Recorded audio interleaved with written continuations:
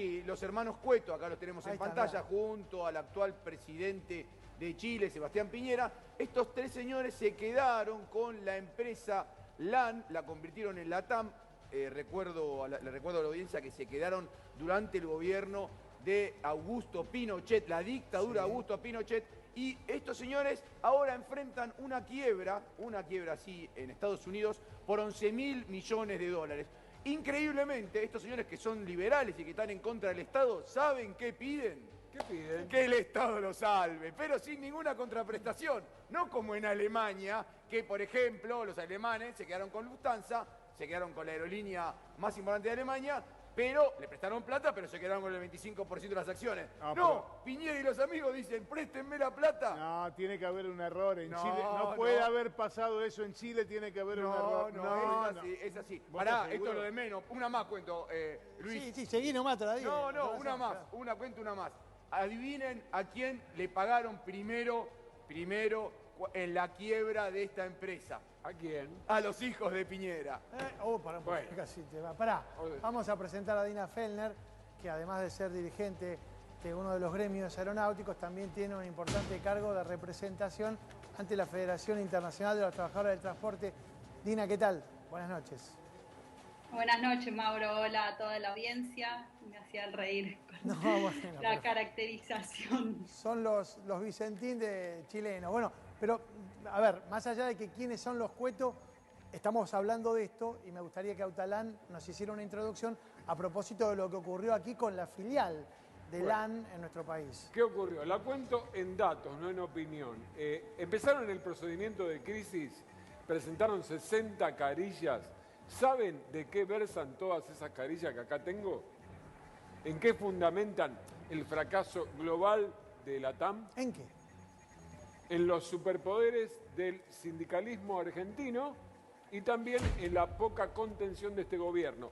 Hay que recordar que el ATP, ¿no? Apto para todo público, la ayuda al trabajo y la producción, bueno, fue percibido por todo el personal de la TAM. Por ahí va la cosa, donde está en juego, no hay que reírse de esto, la suerte de más de 2.000 familias para que esto continúe. Y como dice Ernesto, no piden por los hijos de Piñera, pero también se reclama que el Estado haga algo de su galera imperfecta para salvaguardar a esta empresa. En esa cuestión también está nuestra entrevistada. Más o menos lo resumí con ironía.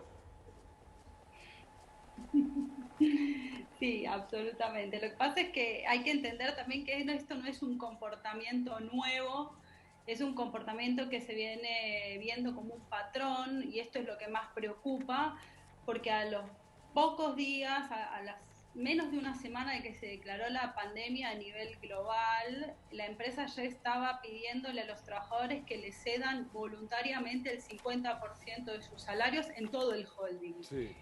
Y esto lo hicieron de manera generalizada cuando hay países donde incluso tuvieron que forzar las voluntades individuales con extorsiones uno por uno. Un asterisco ahí. En la Argentina, ¿hay un sector de empleados de la TAM que accedió a esa hiperpoda salarial?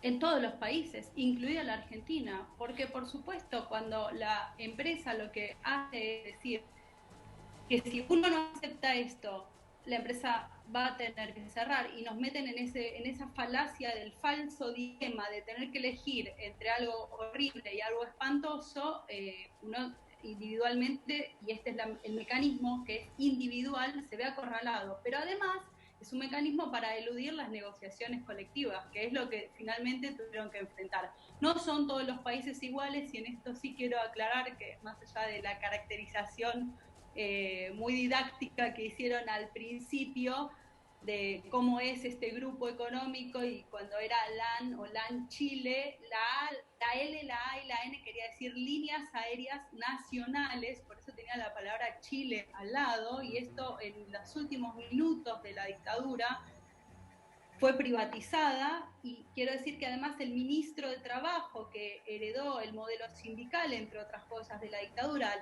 a la transición democrática era el hermano de Sebastián Piñera, en ese entonces era el ministro de Trabajo. Y dejaron no solo armado el consorcio de empresas privatizadoras que recibían Sí. los bienes del Estado, sino aparte las reglas del juego. Sí, Dina, pero me parece acá que hay que recordar algo también. Un nombre que me parece que se nos está escapando, y es Gustavo Lopetegui.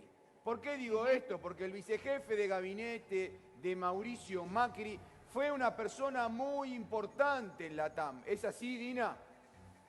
Sí, fue CEO de la TAM, él venía de la empresa de supermercados X, había estado en el Ministerio de la Producción de la provincia, después pasó a ser CEO de la TAM durante casi una década y cuando pasó a la función pública nunca dejó de servir a los intereses de la compañía. Tal es así que el ministro de Transporte Dietrich lo reconocía como su mentor y a quien le debía todo lo que sabía del sector aéreo. Sí. Te agrego un nombre que si bien ya no está en funciones, me dice el colega Jorge Duarte que Lucas Fernández Aparicio, el ex secretario de Trabajo Nacional, esto no es una ilicitud, obviamente, lo que estoy diciendo, su consultora está asesorando a la TAM en esto del procedimiento preventivo, ¿es así? Bueno, son datos que circulan, todos los hemos recibido. Gracias, Duarte, por traerlo a la mesa también. Sí, de hecho, en los países donde la TAM funciona, y en esto Argentina no es la excepción, los que venimos analizando el comportamiento de la empresa y como trabajadores, ¿no? Pues yo también soy una trabajadora de la compañía, lo sufrimos además, vemos un mecanismo de puerta giratoria entre el sector público y las gerencias de la empresa, con distintos funcionarios que se ponen el gorro de gerentes, después se ponen el gorro de CEOs, porque ascienden dentro de la estructura de la empresa, y después saltan a la función pública, y cuando se les acaba el periodo de la función pública vuelven a la empresa.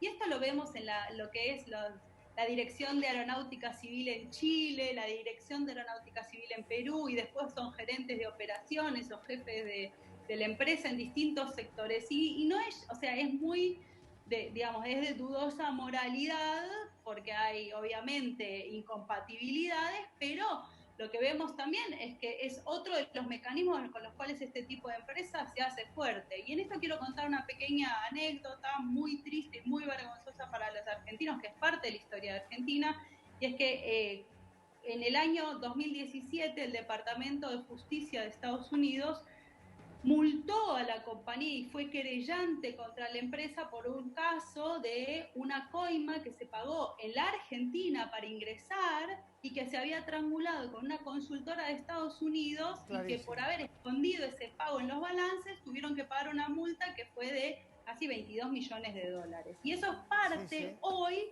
de los antecedentes del comportamiento de esta compañía a nivel holding en el proceso de quiebre en Estados Unidos. Dina, te agradecemos mucho. La verdad que seguramente será uno de los temas de agenda de los próximos días y vamos a convocarte nuevamente para poder ampliar esto que claramente se ha transformado en una de las lamentables noticias de las últimas jornadas. Muy lamentable, por cierto, y la verdad es que también los trabajadores somos rehenes de esta situación.